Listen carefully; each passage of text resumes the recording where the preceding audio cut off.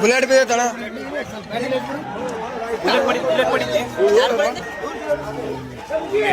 ಮಕ್ಕ ನೋಡ್ರಿ ಆಸ್ಪತ್ರೆ ಯಾರ್ದು ಗೊತ್ತಿದ್ದಾರೆ ಮಕ್ಕ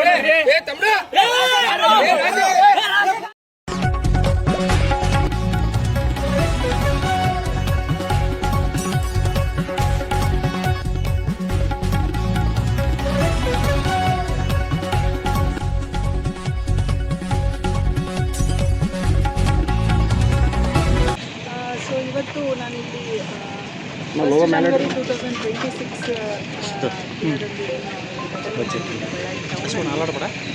ಘಟನಾ ಸ್ಥಳಕ್ಕೆ ಬಂದು ಸೀನ್ ಆಫ್ ಕ್ರೈಮನ್ನು ಕನ್ಸರ್ನ್ಡ್ ಇನ್ವೆಸ್ಟಿಗೇಟಿಂಗ್ ಆಫೀಸರ್ಸ್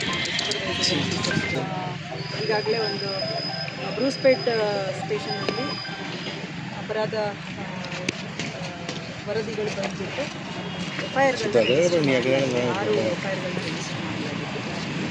ಎಲ್ಲ ಎಫ್ಐಆರ್ಗಳನ್ನ ಅಥವಾ ಎಲ್ಲ ಬೇರೆ ಬೇರೆ ಐಒಗಳು ಅದನ್ನು ಇನ್ವೆಸ್ಟಿಗೇಟ್ ಮಾಡ್ತಾ ಇದ್ದಾರೆ.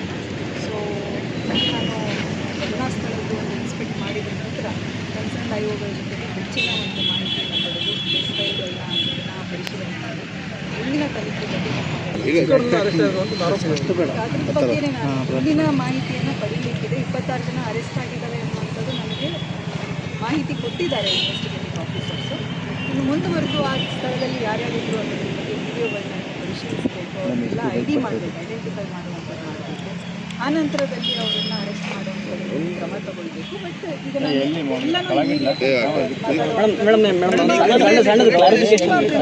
ಈಗ ಸೊ ಎಷ್ಟು ಮಾಹಿತಿ ನನಗೆ ಬರ್ತಾ ಹೋಗುತ್ತೆ ವಿಶೇಷ ತಂಡಗಳೇನಾದರೂ ಮಾಡಿದ್ದಾರೆ ಮೇಡಮ್?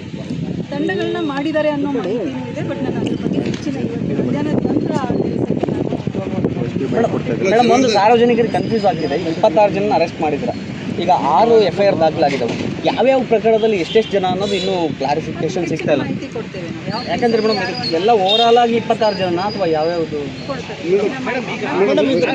ವೈಫಲ್ಯತೆ ಮೇಡಮ್ ಯಾರು ಕೂಡ ಕರೆಯುವಂತ ಕೆಲಸವನ್ನ ಇದುವರೆಗೂ ಪೊಲೀಸ್ ಇಲಾಖೆಯಿಂದ ಮಾಡ್ಲಿಕ್ಕೆ ಆಗಿಲ್ಲ. ಮಹಿಳಾ ಕಾರ್ಯಕರ್ತರು ಅವರೆಲ್ಲ ದೊಣ್ಣೆ ಹಿಡಿದಿರ್ತಾರೆ.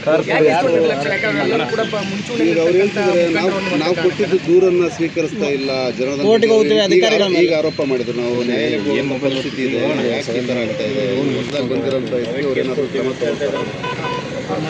ನೋಡಿ ನೀವೇನು ಹೇಳ್ತಾ ಇದ್ದೀರಲ್ಲ ಇದೆಲ್ಲ ನಾನು ಪಾಸಿಟಿವ್ ಆಗಿ ತಗೊಂಡಿದ್ದೀನಿ. ಈಗ ತಾನೇ ನಾನು ಘಟನಾ ಸ್ಥಳಕ್ಕೆ ಬಂದಿರುವಂಥದ್ದು, ನಿನ್ನೆ ಜಿಲ್ಲೆಗೆ ಬಂದಿರುವಂಥದ್ದು.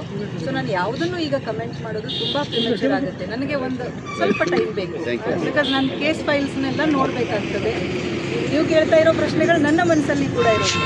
I have to thoroughly review ಮಾಡಿದ ಮೇಲೆ ನಿಮ್ಮ ಚಾನಲ್ ಓಪನ್ ಇರುತ್ತೆ. ನನಗೆ ಎಷ್ಟು ನಿಮಗೆ ಮಾಹಿತಿ ಕೊಡಬೇಕು ನಾನು 100% ಕೊಡ್ತೇನೆ. ಬಟ್ ತಾವು ಯಾವುದೇ ಟೈಮ್ ಕಾಮೆಂಟ್. Okay madam.